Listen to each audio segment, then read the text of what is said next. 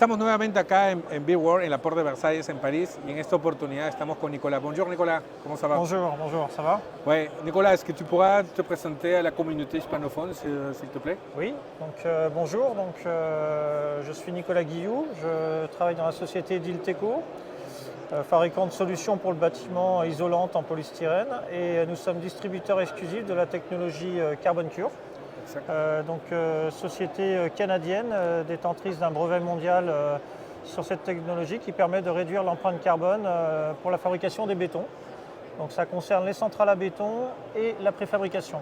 D'accord. Et Nicolas, comment on fait ça? Comment on injecte des CO2 pour augmenter la compression du béton? Alors je vais vous expliquer ça. Donc la technologie consiste à injecter du CO2 lors du malaxage du béton, donc dans le malaxeur de la centrale à béton ou de la préfabrication.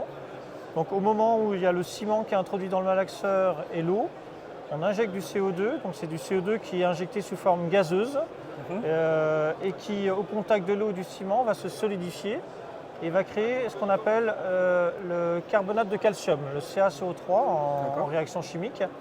Et cette action va avoir pour effet bénéfique d'augmenter la résistance mécanique des bétons et donc de nous permettre de réduire la quantité de ciment par rapport à la formule d'origine.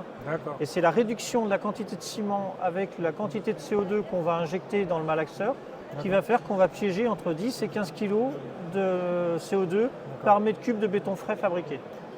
Pour autant, on va réduire la quantité de ciment également. Oui, c'est ça. C'est tout l'intérêt de réduire la quantité de ciment, puisque à formule identique, si on a 30 mégapascales par exemple de résistance en compression avec la formule, grâce à notre technologie, on permet de monter à 33-35 mégapascales. Donc, soit on garde cet acquis, mais dans 98% des cas, on n'en a pas besoin. Donc on réduit la quantité de ciment pour revenir à 30 mégapascales, tout en étant toujours conforme avec les normes. Conforme avec les normes, durable et zéro carbone en plus. Et zéro carbone, c'est ça. On réduit l'empreinte carbone, il y a beaucoup moins. Ouais. Quel type d'économie est-ce qu'on peut avoir, je ne sais pas, dans une entreprise de construction en utilisant ce type de solutions? Alors nous, on raisonne par mètre cube en fait sur une construction. On réduit entre, c'est de l'ordre de 3 à 4%. Donc ça fait, on va raisonner en mètre cube, en kilos de CO2. On piège 10 à 15 kg de CO2 par mètre cube de béton frais livré sur le chantier. Donc après X multiplié par 10 à 15 fois multiplié par X mètres cubes livrés pour le chantier. Donc ça fait sur une année, je ne l'ai pas en tête, mais on a des présentations, on compare à des forêts en fait, en nombre d'arbres en fait. C'est assez colossal.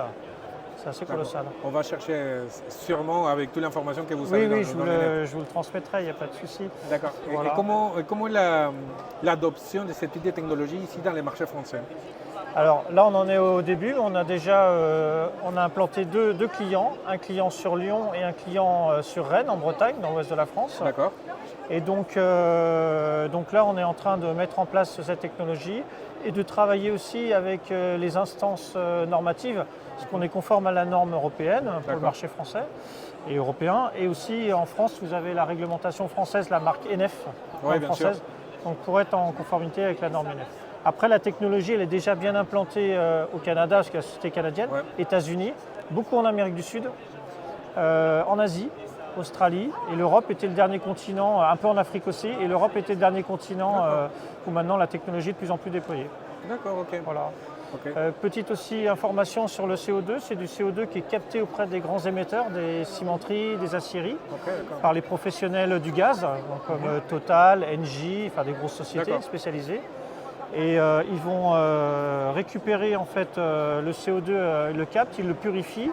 C'est un marché qui est déjà existant pour l'alimentaire, donc nous on se sert de cette technologie et donc il arrive sous forme liquide à température moins 16, moins 17 degrés et pressurisé à 20 bars. Et donc stocké dans des cuves sécurisées auprès de la centrale. Et donc état liquide, et une fois qu'il est injecté, pour revenir à ce que j'expliquais tout à l'heure, il est sous forme gazeuse. D'accord. Et en termes de rajout d'additifs, est-ce que bien sûr, il y a des additifs pour augmenter la compression, Je crois que pour ce cas, avec le CO2, ça ira. Oui. Mais est-ce que vous avez d'autres additifs pour plastifier encore plus la liquidité du Oui, alors on peut être amené sur certaines formules à rajouter du super plastifiant, un adjuvant en fait, pour que l'étalement, ce qu'on appelle le slump en anglais, soit satisfaisant.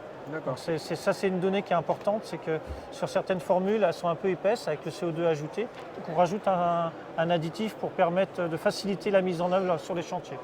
D'accord. C'est important. Très intéressant, voilà. Nicolas, je te remercie pour cet échange. Merci German.